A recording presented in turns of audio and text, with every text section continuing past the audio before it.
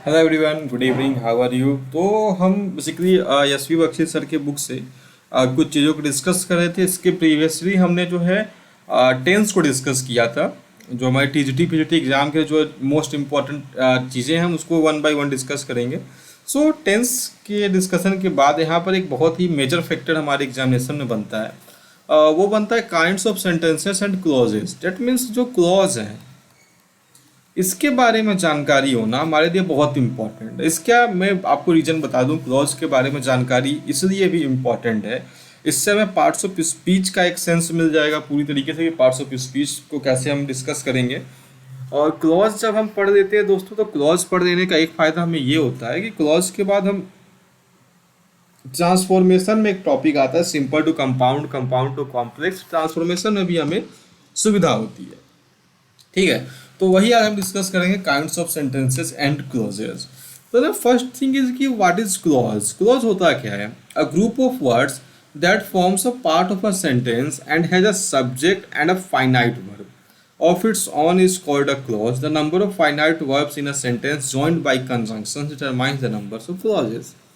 ये तो भाई डेफिनेशन हो गई ना। व्हाट इज क्लॉज अब हम कैसे समझेंगे? देखो, सबसे जो बेसिक सी बात है दोस्तों वो होती है अल्फ़ाबेट्स। अल्फ़ाबेट्स जुड़ के बनाते हैं किनको दोस्तों? वर्ड्स को। वर्ड्स से बनते हैं फ्रेजेस, फ्रेज बनाते हैं क्लॉजेस को। एंड क्लॉज अगर कंजंक्शन से जुड़ता है तो फिर वो बनाता है पूरे के पूरे प्रॉपर सेंटेंसेस को। ठीक है। Now what is phrase? Phrase क्या होगा? अल्फ़ाबेट्स वर्ड्स तो आप सभी लोग जानते होंगे। फ्रेज क्या होता है? इसमें सब्जेक्ट वर्ब कॉम्बिनेशन नहीं पाया जाता है। क्लॉज में एक सब्जेक्ट भी होता है, एक वर्ब भी होता है। अच्छा, कभी आपसे पूछ रहे कि वर्ब क्या होता है दोस्तों, कौन सा वर्ब? तो इसमें वर्ब होता है कौन सा? Finite verb. ठीक है, जब फाइनाइट वर्ब होता है तब वो सब्जेक्ट वर्ब बनाता है। सेंटेंस भी basically subject verb combination available रहता है। ठीक है, तो क्लॉज का मतलब आप, आई होप आप समझ चुके होंगे। इसके बाद जो इसमें कंजंक्शंस ऐड होते हैं, ठीक है, कंजंक्शंस ऐड होते हैं, वो डिटरमाइन करते हैं कि क्लॉज जो है सेंटेंस बनेगा। बेसिकली क्लॉज एंड सेंटेंस में बहुत ज़्यादा डिफरेंस होता नहीं है। जब हम आगे टाइप्स को डिस्कस करेंगे और आप वीडियो को कंटिन्यू करिएगा वॉचिंग करना, तो आप इससे आसानी से चीज़ों को जो है एक ग्लिम्स आपको मिल जाएगा। ठीक है, तो याद रखिएगा, फ्रेज में सब्जेक्ट वर्ब कॉम्बिनेशन नहीं पाया जाता है, क्लॉज में सब्जेक्ट वर्ब कॉम्बिनेशन होता है। और जो क्लॉज में जो वर्ब का टाइप होता है दोस्तों, वो कौन सा होता है? वो फाइनाइट वर्ब का होता है। ठीक है, ये आप पहले तो याद रखिएगा। एक आध दो क्वेश्चन हो सकता है बन जाए तो हमारा काम हो जाए यहाँ से भी। चलो, तो ये आपको समझ में आ गया। Group of words that forms a part of a sentence, not a sentence guys. they never form a sentence, they only form a part of a sentence. As I have said you that clauses में एक subject होना चाहिए and a finite verb. इसका complete sense बन के आए चाहे ना आए उससे हमें मतलब नहीं है। फाइनाइट वर्ब होना चाहिए बस। ठीक है, अपना खुद का, इसे हम सब कहते हैं क्लॉज। अब नंबर ऑफ फाइनाइट वर्ब जो सेंटेंस है वो किसको डिसाइड करेगा, डिटरमाइन करेगा? वो कंजंक्शंस जो हम उसमें यूज करेंगे। ठीक है, तो ये देखो, स्ट्रक्चर बेसिस पे हम बात करते हैं। स्ट्रक्चर बेसिस पे जो सेंटेंस की काइंड्स की अगर बात करोगे अगर, तो थ्री टाइप्स के होते हैं। ठीक है, काइंड्स ऑफ सेंटेंसेस अगर हम बात करते हैं गाइस, तो यहाँ पर हमें थ्री काइंड ऑफ सेंटेंसेस देखने को मिल जाएंगे। One is simple sentence, another is complex sentence and third one is compound sentence. आप सिंपल, कंपाउंड, कॉम्प्लेक्स जिस भी तरीके से आपने इसे पढ़ रखा होगा, ये तीन ही टाइप के सेंटेंसेस होते हैं। ठीक है, स्ट्रक्चर बेसिस पर जब हम इन चीज़ों को डिस्कशन करते हैं। नाउ फर्स्ट टॉपिक इज कि what is simple sentence. Simple sentence क्या है? So a sentence which has only one finite verb is a simple sentence. अच्छा, अब आप डिस्कशन हो रही है तो भाई अब हमें समझना पड़ेगा difference between finite and non finite verb. आखिर ये है क्या? फाइनाइट, नॉन फाइनाइट हम सब कह देते हैं, ये बेसिकली इसका फंक्शन होता है क्या? एक बार आप मुझे भी कमेंट करके बता सकते हैं कि इसका फंक्शन फाइनाइट नॉन फाइनाइट का है क्या? देखिए, वर्ब का जो काम होता है, हमने अभी टेंस डिस्कशन जब किया था तो मैंने आपको एक चीज़ वहाँ पे बताई थी कि जो वर्ब का काम क्या होता है ना, वो बताता है कि टेंस जो काम हो रहा है, जो एक्शन हुआ है वो किस टेंस में हुआ है। मैंने क्या बताया आपको, वर्ब का बेसिक फंक्शन क्या है, ध्यान से सुनिएगा मेरी बातों को। वर्ब का बेसिक फंक्शन होता है to show the time in which the action is taken, action जब टेक करता है उसके टाइम को बताने का। अब मैंने बताया वर्ब, बट वो वर्ब एक्चुअल में होता है कौन, फाइनाइट वर्ब। तो अगर आप फाइनाइट वर्ब के बारे में बात करो, वो finite the definition of finite verb, तो ये क्या हो जाएगा दोस्तों, इसका डेफिनेशन हो जाएगा a finite verb shows a finite verb shows a finite verb shows tense, number and person। ठीक है, इसी की एग्जाम्पल के बारे में बात करो दोस्तों, से मैं कह रहा हूँ अगर आपसे कि she sings a song, she sings a song, ठीक है, और she went out to play. देखो आपके सामने मैंने दो एग्जाम्पल रखे हैं, देखो यहाँ पे सिंग्स के बारे में बात करो और वेंट के बारे में बात करो। जो सिंग्स है दोस्तों, जैसे ही आपने देखा सिंग्स को, तो इससे आप समझ जाओगे इसके बाद जो सब्जेक्ट यूज हुआ ना वो सिंगुलर सब्जेक्ट होगा, मतलब वो थर्ड पर्सन का मतलब सिंगुलर सब्जेक्ट यूज हुआ होगा। लास्ट में यस यस जुड़ा गया है, आप इससे जान जाओगे कि ये प्रेजेंट टेंस का वाक्य है, और प्रेजेंट में भी दोस्तों ये कौन सा वाक्य बनेगा, प्रेजेंट का इंडेफिनिट टेंस। ठीक है, तो इसने टेंस को बताया, नंबर को बताया, पर्सन को बताया। वेंट के बारे में बात करोगे गाइस, तो बेसिकली वेंट तो कभी पर्सन और नंबर को बताता नहीं है, बट वेंट आपको बता रहा है कि इसमें यूज हुआ इसका पास्ट इंडेफिनिट टेंस का हुआ है। ठीक है, दैट मीन्स गाइस कि अगर आप फाइनाइट वर्ब के बारे में बात कर रहे हो, सो फाइनाइट वर्ब बेसिकली क्या बताता है आपको, फाइनाइट वर्ब हमेशा टेंस बताएगा। ये आप यहाँ पर नोट करके लिख लीजिए कि फाइनाइट वर्ब हमेशा टेंस की जानकारी देता है।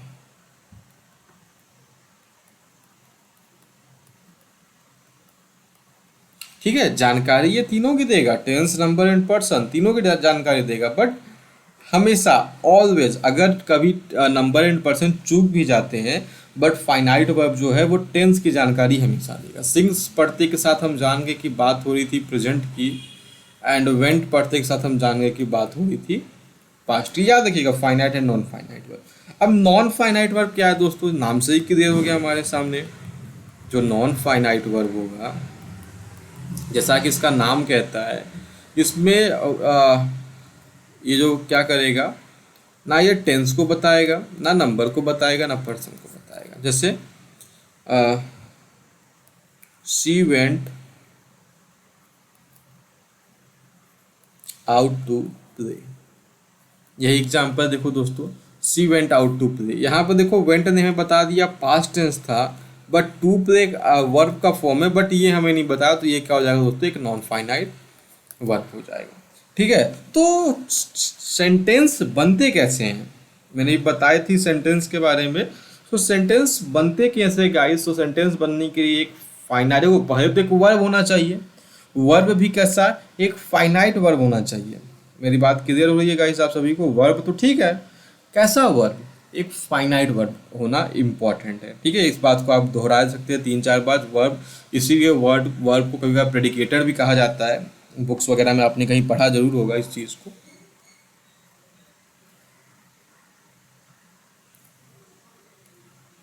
Now simple sentence, sentence which has only one finite verb, एक फाइनाइट वर्ब जिसमें होते हैं उसी को हम क्या कहते हैं दोस्तों, सिंपल सेंटेंस कहते हैं।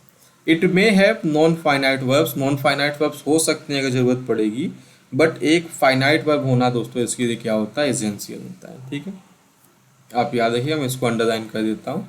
ठीक है, एग्जाम्पल्स देखो अगर देखी जाए तो she is walking, she is walking, she has written a letter to help his son. ना दोनों एग्जाम्पल्स के बारे में बात करो, इज़ क्या बता रहा है आपको, इज़ बता रहा है कि बात किस में हो रही है, प्रेजेंट टेंस में हो रही है। एक मिनट, सी बताता है कि वाक्य किसमें प्रेजेंट टेंस में हो रहा है, बट वॉकिंग हमें नहीं बता पा रहा कि कौन सा टेंस होता है ना। देखिए छोटी सी बात आप यहाँ पे और नोट डाउन कर देना कि जो नॉन फाइनाइट वर्ब्स होते हैं गाइस, उसमें V1 plus I N G, verb का first form I N G जिसको प्रेजेंट पार्टिसिपल कहते हैं, वर्ब का थर्ड फॉर्म जिसको पास्ट पार्टिसिपल कहते हैं, और हैविंग के साथ V3 जिसको हम सब परफेक्ट पार्टिसिपल कहते हैं, ये तीनों नॉन फाइनाइट वर्ब के ही टाइप होते हैं। ठीक है। उसके बाद टू प्लस वर्ब का फर्स्ट फॉर्म भी इसी के रूप में आ जाता है, टू प्लस V1। सो ये सारी चीज़ें क्या हो जाएंगी दोस्तों, आपका नॉन फाइनाइट वर्ब में ये चीज़ें आती हैं। सो सी ही हैज़ क्या है दोस्तों, फाइनाइट वर्ब टेंस बताया, रिटेन नॉन फाइनाइट वर्ब है, a letter to help non finite verb है, हिज सन। ठीक है, ये आपका हो गया सिंपल सेंटेंस का एक प्रॉपर सा डेफिनेशन। सिंपल सेंटेंस मीन्स ऐसा सेंटेंस जिसमें एक फाइनाइट वर्ब दिया गया हो और उसमें नॉन फाइनाइट वर्ब जरूरत पड़ने पर हो सकती है, बट एक फाइनाइट वर्ब होना कंपलसरी है। Is that clear? बिल्कुल अच्छी समझ में आई होगी दोस्तों आपको चीज़ें। बात करें कॉम्प्लेक्स सेंटेंस के ऊपर, देखो नाम ही इसका कॉम्प्लेक्स है, ठीक है, जटिल है ये। कॉम्प्लेक्स सेंटेंस मीन्स क्या हो गया, a complex sentence consist of a principal और main clause with one or more subordinate clause. It means that a complex sentence has more than one finite verb. Subordinate clauses are joined by subordinate in conjunctions. भाई definition तो बड़ी लंबी चौड़ी हो गई, अब हमें पता भी थोड़ा सा इसका मतलब क्या हो, इसका मतलब मैं बताऊंगा बट अभी नहीं। जैसे जैसे बुक हमें बताते चल रही है चीज़ों को, I will go according to the book, book के अकॉर्डिंग ही हम सब चलेंगे। अभी तक जो हमें बात क्लियर हो रही है वो क्या हो रही है कि कॉम्प्लेक्स सेंटेंस में क्या होगा दोस्तों, एक मेन क्लॉज होगा और एक सब ऑर्डिनेटिंग क्लॉज होगा। ठीक है, इसको आप याद रखिएगा। और फाइनाइट वर्ब इसमें एक से ज़्यादा होंगे। ठीक है, मोर देन वन फाइनाइट वर्ब, ये इसके दो पहचान होंगे, मोर देन वन फाइनाइट वर्ब। कोई प्रॉब्लम आ रही हो, कोई दिक्कत आ रही हो, आप तुरंत कमेंट करके पूछ सकते हैं ना। आप टेलीग्राम चैनल ज्वाइन कर लीजिए, विंसम क्लासेस हमारे टेलीग्राम चैनल का नाम है, वहाँ पे भी आप पूछ सकते हो कि अगर आपको किसी दिक्कत आई होगी तब। So I know that he is a good man. ठीक है, I know that he is a good man. तो ये चीज़ें क्या बता रही हैं दोस्तों आपको, आई नो दैट मैं जानता हूँ कि वह एक अच्छा आदमी है। I know the man who was here last month, when you do this work I shell help you with money. तो ये तीनों एग्जाम्पल्स दोस्तों किसके आपके स्क्रीन पे लिखे गए हैं, एग्जाम्पल्स है कॉम्प्लेक्स सेंटेंस के। मैं बता रहा हूँ बुक के साथ हम चल रहे हैं, तो परेशान मत होइएगा। जैसे अगर मैं आपके सामने एक एग्जाम्पल लिखूँ बुक के अलावा कुछ समझाने के लिए आपको, जैसे कि मैं बताऊँ कि if you read a book, if you read a book you will improve your English। ठीक है, ये आपके सामने एक मैंने सेंटेंस लिख रखा है, if you read a book you will improve your English. Now अगर देखो सबऑर्डिनेट क्लॉज क्या होता है, सबऑर्डिनेट क्लॉज आपको बताता है कि सेंटेंस अभी अधूरा। अगर मैं कहूँ कि if you read a book, अगर तुम्हें किताब पढ़ते हो, तो इसका मतलब अभी भी आपके दिमाग में ये है कि इसकी आगे कोई बात आपसे बताने वाली है। अगर मैं कहूँ कि तुम अपनी इंग्लिश अच्छी कर दोगे, ये आपको कंप्लीट सेंस देता है, इसलिए इसको मेन क्लोज कहते हैं। And if you read a book को हम सब क्या कहते हैं, सब ऑर्डिनेट क्लोज कहते हैं। समझ में आ गई बात। सब ऑर्डिनेट क्लोज आगे चल के दोस्तों noun close, adverb close and adjective close, जैसे तीन पार्ट्स में और आगे बढ़ता है। तो ये हम डिस्कस करेंगे आगे के लेक्चर्स में, बट अभी हम इतना जानते रहें कि कॉम्प्लेक्स सेंटेंस बनता कैसे है।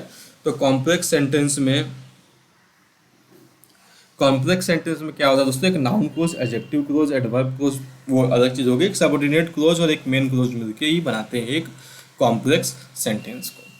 अब बात किया दोस्तों कंपाउंड सेंटेंस के बारे में। A compound sentence consist of two or more principal clauses. इसमें क्या पाया जाता है दोस्तों, दो या दो से अधिक प्रिंसिपल क्लॉजेस पाए जाते हैं, and these clauses are joined by coordinating conjunctions. और ये क्लॉज किससे जुड़े होते हैं दोस्तों, ये क्लॉज जुड़े होते हैं आपके कोऑर्डिनेटिंग कंजंक्शन से, such as and, but, so, therefore, otherwise or else, nor, while. ये सारे आपके क्या है, कोऑर्डिनेटिंग कंजंक्शन है। ठीक है, अगर हम बात करें इसके, एक मैं आपको बेसिक से एग्जांपल दूं अगर इसका, I am rich but I am not happy.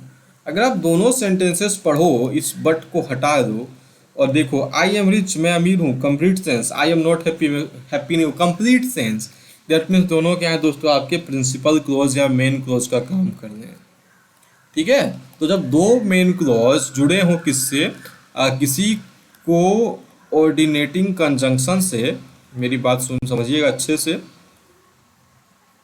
अगर दो मेन क्लॉज जुड़े हों किससे, किसी कोऑर्डिनेटिंग कंजंक्शन से, तो वो सेंटेंस कौन सा बनता है दोस्तों, वो सेंटेंस बनता है कंपाउंड सेंटेंस।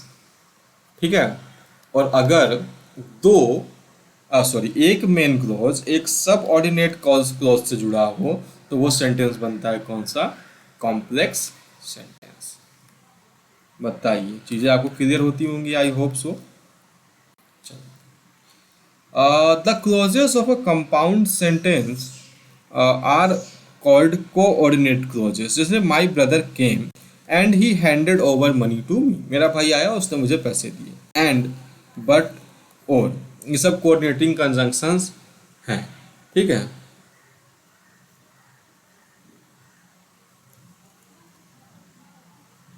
चलिए, तो ये कंपाउंड कॉम्प्लेक्स की आपकी डेफिनेशन तो आई होप कि क्लियर हो ही चुकी होंगी। और देखो यहाँ पे ढेर सारे एग्जांपल्स दिए गए हैं, she is ill so she will not come ना, ढेर सारे एग्जांपल्स बुक आपके पास है, मैं वीडियो पोस्ट करके इस स्लाइड को भी आप अच्छे से देख लेना। So, while, however, as well as, all the same, indeed, but, ये सब आपके कोऑर्डिनेटिंग कंजंक्शंस हैं। और ये जो है आपको किसको इंडिकेट कर दे दोस्तों, एक कंपाउंड सेंटेंस को ये बनाते हैं। ठीक है, तो ये बताओ डेफिनेशन तक तो आपको आई होप की चीज़ें क्लियर हुई होंगी कि डेफिनेशन क्या होगा। मैं आपको एक बार फिर से डेफिनेशन रिपीट करवा देता हूँ। सिंपल सेंटेंस में एक फाइनाइट वर्ब होना चाहिए, एक से ज़्यादा हो सकता है, डजेंट मैटर। कंपाउंड सेंटेंस में एक मेन क्लॉज एक कोऑर्डिनेटिंग दो मेन क्लॉज किसी कोऑर्डिनेटिंग कंजंक्शन से जुड़े होते हैं, उसे कंपाउंड सेंटेंस कहते हैं। कॉम्प्लेक्स सेंटेंस में गाइस एक मेन क्लॉज किसी सब ऑर्डिनेट क्लॉज से सब ऑर्डिनेटिंग कंजंक्शंस के द्वारा जुड़ा होता है। और सब ऑर्डिनेट कंजंक्शंस सब ऑर्डिनेट क्लॉज तीन हो सकते हैं, नाउन, एडवर्ब एंड एडजेक्टिव। ये आपकी डेफिनेशंस होगी किसकी, तीनों के तीनों टाइप ऑफ सेंटेंसेस की। ओके, आगे यहाँ पे दिया गया दोस्तों, मोर अबाउट कॉम्प्लेक्स सेंटेंस। अब कॉम्प्लेक्स सेंटेंस के बारे में दोस्तों हमें और चीज़ें समझने की बात है, क्योंकि उतने से हमें समझ नहीं आएगा। ये तो भाई सत्य है कि उतनी चीज़ें जो हमने अभी डिस्कस किया है उससे अपना कुछ होना नहीं है। तो more about a complex sentence में देखते हैं कि प्रिंसिपल क्लॉज और हमने जो different type of subordinate clauses के बारे में बात की वो क्या क्या होते हैं। As stated earlier, a complex sentence consist more than one clause. एक क्लॉज से ज़्यादा होता है, ऑब्वियस सी बात हमने डिस्कस किया हुआ है अभी जस्ट। अ प्रिंसिपल क्लॉज क्या पाया जाता है सबसे पहले, अ प्रिंसिपल क्लॉज। इसको हाईलाइट करते चलते हैं दोस्तों हम सब चीज़ों को। अ प्रिंसिपल क्लॉज विथ वन और मोर सबऑर्डिनेट क्लॉज, एक तो कम से कम होने ही चाहिए, और ज़रूरत पड़ने पे क्या हो सकता है दोस्तों, एक से ज़्यादा भी हमें देखने को मिल सकता है। और ये सब मिलकर क्या बनाते हैं, एक कॉम्प्लेक्स सेंटेंस को फॉर्म करते हैं। There are three kinds of subordinate clause. मैंने बताया अभी आपको दोस्तों, तीन तरह के सबऑर्डिनेट क्लॉज होते हैं, अपने अपने सबऑर्डिनेटिंग कंजंक्शंस का यूज करते हुए तीन टाइप के होते हैं। जैसे आई know that he is a good boy, I know the man who was here yesterday and when you do this I shall give you money। ये तीन सेंटेंस आपके सामने दिए गए, इसमें एक नाउन है, फिर एडजेक्टिव है, फिर एडवर्ब क्लॉज है। ठीक है, अब हमें यही समझना है कि कैसे इसको हम सब करेंगे, मतलब कैसे पहचानेंगे, कैसे इन चीज़ों को हम सब सीख सकते हैं। ठीक है, चलो, ये इंपॉर्टेंट स्लाइड है गाइस आपके लिए। नाउन क्लोज क्या है, सेंटेंस नंबर फर्स्ट में देखो नाउन क्लोज दिया गया, मैंने बताया आपको। सेंटेंस वर्ज में क्या है, आई नो मैं जानता हूं, क्या है, एक आपका मेन क्लोज है। And that he is a good boy, वो क्या है दोस्तों, एक नाउन क्लोज है। Noun close explains the verb noun and pronoun of the main और सम अदर क्लोज। अब इसका मतलब क्या, वो एक्सप्लेन करता है किसको, जो आपके सेंटेंस में जो वर्ब दिया गया है, जो आपके सेंटेंस में नाउन दिया गया है, उसको ये एक्सप्लेन करने का काम कौन करता है, नाउन क्लोज करता है। Is it okay? Adjective close क्या करता है दोस्तों, क्वालिफाई करता है। देखो जो इनका फंक्शन होता है ये अपने फंक्शन से डिफरेंट नहीं होता। अपने पार्ट्स ऑफ स्पीच में नाउन, प्रोनाउन, एडजेक्टिव सबकी डिफरेंसेस पढ़ रखी है। तो जो एक नाउन का काम होता है नाउन क्लोज वही करता है। ठीक है, ये क्या करता है, बस 1 2 3 4 5 जो वर्ड्स इसमें एक्स्ट्रा जुड़ जाते हैं तो ये नाउन क्लोज बन जाता है। नाउन क्लोज एक्सप्लेन क्या करता है गाइस, एक्सप्लेन करता है वर्ब को, नाउन को या फिर प्रोनाउन को, मेन क्लोज के। ठीक है, तो what is the function of adjective close? I know the man, ये क्या है दोस्तों, आपका प्रिंसिपल क्लोज है। मैं व्यक्ति को जानता हूँ, उस व्यक्ति को जानता हूँ। हु वाज हियर यस्टरडे, ये क्या कर रहा है दोस्तों, हु वाज हियर यस्टरडे क्या है, उस व्यक्ति को क्वालिफाई करता है, उस व्यक्ति को क्वालिफाई करता है। तो एडजेक्टिव क्लॉज का काम क्या होगा दोस्तों, adjective clause qualifies an antecedent. वो क्या हो सकता है दोस्तों, नाउन या प्रोनाउन, दोनों में से कुछ भी हो सकता है। तो एडजेक्टिव क्लॉज का फंक्शन क्या होगा दोस्तों, क्वालिफिकेशन। जो एडजेक्टिव का वर्क रहता है गाइस, वही काम किसका होता है, एडजेक्टिव क्लॉज का भी होता है। जैसे जो नाउन का फंक्शन है वही काम नाउन क्लोज कर रहा है, जो एडजेक्टिव का फंक्शन है वही काम एडजेक्टिव क्लोज कर रहा है। I know the man who was here yesterday, मैं उस व्यक्ति को किस व्यक्ति को जानते हो, मैं उस व्यक्ति को जानता हूँ जो यहाँ पर कल आया था। ठीक है, और यहाँ पर क्या बोल रहे थे, आई नो, मैं जानता हूँ। अब भाई क्या जानते हो आप, क्या जान रहे हो, क्या का उत्तर आता है, वर्ड मैंने बताया आपको, he is a good boy, आप इस बात को जानते हो। ये क्या बना दिया आपका नाउन क्लोज, और सेकेंड सेंटेंस क्या बना रहा है गाइस आपका, एडजेक्टिव क्लोज। ना मोस्ट इंपॉर्टेंट क्लोज है दोस्तों आपका क्या, एडवर्ब क्लोज। एडवर्ब क्लोज बड़ा ही अच्छा प्यारा सा क्लोज होता है। आप एडवर्ब पढ़ा है आप सभी लोगों ने, बस एडवर्ब के जैसा ही है, मॉडिफाई करने का काम करता है। आई शैल गिव यू मनी, मैं तुम्हें पैसे दूंगा, ये क्या है दोस्तों, एक प्रिंसिपल क्लोज है। And when do you do this work, condition रखा गया है, मैं तुम्हें पैसे कब दूंगा, जब तुम इस काम को करोगे। Adverb clause, adverb clause required to modify a verb, adverb or adjective. क्या काम है दोस्तों, इसको वर्ब मॉडिफाई करेगा, एडवर्ब मॉडिफाई करेगा, एडजेक्टिव मॉडिफाई करेगा, मेन और अदर क्लॉज के काम से। ठीक है, तो आप ये सिंपली आप समझ सकते हो कि नाउन क्लॉज का फंक्शन क्या हो गया दोस्तों, एडजेक्टिव क्लॉज का फंक्शन क्या हो गया, एंड एडवर्ब क्लॉज का फंक्शन क्या हो गया। जैसे कमेंट करके मुझे बताओ, एडवर्ब क्लॉज का फंक्शन क्या हो गया दोस्तों, मॉडिफिकेशन। ठीक है, एडजेक्टिव क्लोज का फंक्शन क्या होगा गाइस, क्वालिफिकेशन, क्वालिफाई करेगा, क्वालिफिकेशन। और नाउन क्लोज देखो मैंने बता रखा है, यहाँ देखो नाउन क्लोज हमने लिख रखा, देखो कमेंट करके मुझे बता दो चलिए चीज़ों को। नाउन क्लोज क्या कर रहा है दोस्तों, वही जो नाउन का काम होता है, एक्सप्लेनेशन।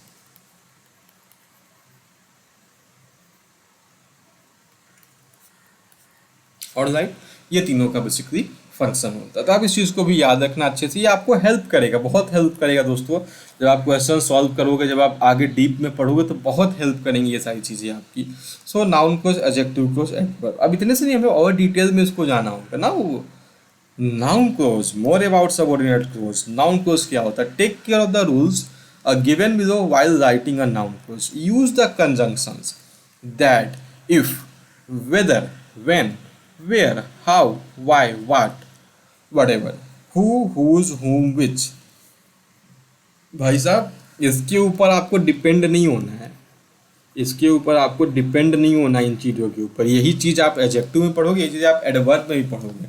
जब भी मेरा तो मुझे ये लगता है क्लोज जब भी पढ़ो तो मातृभाषा में पढ़ना चाहिए, हिंदी में पढ़ो एकदम मस्त, उससे अंडरस्टैंडिंग बनती है। ये सारी चीज़ें ना कोई रटने वाली चीज़ नहीं है, ये आपको अंडरस्टैंडिंग बनाने वाली चीज़ें होती हैं। ठीक है, use the conjunctions that, if, whether, when, ये सारे कंजंक्शंस का आप यूज करके नाउन क्लोज बनाते हो। Tense of the noun clause should be in the past. Noun clause का टेंस कैसा होना चाहिए दोस्तों, पास्ट में होना चाहिए। If the verb of the main clause is in the past, simple सी बात। देखो अगर मेन क्लोज का वर्ब क्या है, पास्ट है, तो सबऑर्डिनेट क्लोज में जो नाउन क्लोज दिया गया उसका वर्ब कैसा होगा, पास्ट होगा। बट अगर यूनिवर्सल ट्रूथ है, वो चेंज नहीं होता, याद रखना। Noun clause should never be expressed in interrogative form. अब ये नहीं कि आपने व्हाट से ही सेंटेंस को शुरू कर दिया तो उसके लास्ट में क्वेश्चन मार्क लगा दो। व्हाट के बाद हेल्पिंग वर्ब आता है ना, क्वेश्चन वर्ड के बाद अगर हेल्पिंग वर्ब आ रहा तब वो इंटेरोगेटिव बनता है। इसमें आपको नाउन क्लॉज जो है कभी भी इंटेरोगेटिव फॉर्म में इंट्रोड्यूस नहीं होते हैं। ठीक है, आप इसको भी स्क्रीनशॉट ले लीजिए। ठीक है, आप इस चीज़ को याद रखिएगा तीनों टॉपिक्स के बारे में। ठीक है, बहुत मैं यूजली कोशिश कर रहा हूँ एक्सप्लेन करने की, फिर भी कोई डाउट हो तो आप कमेंट बॉक्स में पूछ सकते हैं, या आप हमारे टेलीग्राम चैनल विंसम क्लासेस को भी आप सब ज्वाइन कर सकते हैं। ठीक है, अब देखो यहाँ पर आपके लिए क्या कुछ object to a transitive verb. A student is required to complete the following sentences with a noun clause. अब आपको यहाँ पर नाउन क्लॉज डालकर बेसिकली इस सेंटेंसेस को क्या करना दोस्तों, कंप्लीट करना। अभी कंप्लीट कैसे करेंगे वो सारी चीज़ें अभी एक्सरसाइज तो हम कर नहीं रहे हैं। यहाँ पे कुछ चीज़ें दी गई है। When noun clause begins with interrogative pronouns, जैसे कि आपका वाट, वेन, वेयर एटसेट्रा, आप वहाँ पे दैट से भी उसका यूज कर सकते हैं। She says that when he will come is uncertain, ये सारी चीज़ें नाउन क्लॉज में आती है। ठीक, एक्सरसाइजेज अभी हम नहीं करते हैं। अब नाउन क्लॉज का देखो दोस्तों फंक्शन मैंने बता दिया क्या क्या होता है। Object to a transitive verb होगा आपका। एक नाउन क्लॉज किसकी तरह काम करेगा, नाउन क्लॉज ऑब्जेक्ट की तरह काम कर सकता है। ठीक है, और नाउन क्लॉज किस तरह काम करेगा, case in apposition to a pronoun or noun, जो नियर प्लेस को बताने के लिए इसका काम भी कौन कर सकता है दोस्तों, आपका नाउन क्लॉज कर सकता है। ये थोड़ा आप यहाँ से डिफिकल्ट लगता होगा। वर्ब का सब्जेक्ट के रूप में काम कर सकता है नाउन क्लॉज, एंड ये काम कर सकता है object of infinitive, participle and preposition, और ये कॉम्प्लीमेंट ऑफ अ वर्ब की तरह भी काम कर सकता है। ठीक है, अब ये सारी चीज़ें क्या हैं कैसे हैं, अब वीडियो आई थिंक थोड़ा लेंथ ज़्यादा होते जा रही है, तो वीडियो भी यहाँ स्टॉप करते हैं। अभी हमारी अंडरस्टैंडिंग बनी है फाइनाइट वर्ब क्लॉजेस से। जब नेक्स्ट लेक्चर में हम मिलेंगे तो वहाँ पे हम noun clause, adjective clause, adverb clause को एकदम डीपली डिस्कस करने वाले हैं। यहाँ से आपका कोई भी टॉपिक छूटने वाला नहीं है। चलिए, चैनल सब्सक्राइब जरूर करिएगा, दोस्तों के साथ शेयर करना तो बिल्कुल भी मत भूलिएगा। मिलते हैं नेक्स्ट लेक्चर में। Thank you everyone. जय हिंद, जय भारत।